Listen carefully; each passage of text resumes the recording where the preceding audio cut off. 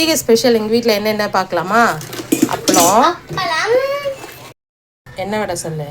உளுத்த வடை இல்லை, முப்பருப்பு வடை. முப்பருப்பு வடை.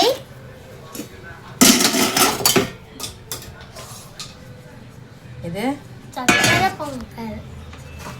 பாயாசம், சேமியா பாயாசம். சேமியா பாயாசம்.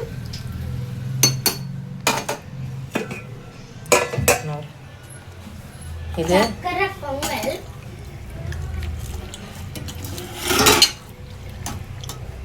இது உருளைக்கிழங்கு, சாதம்,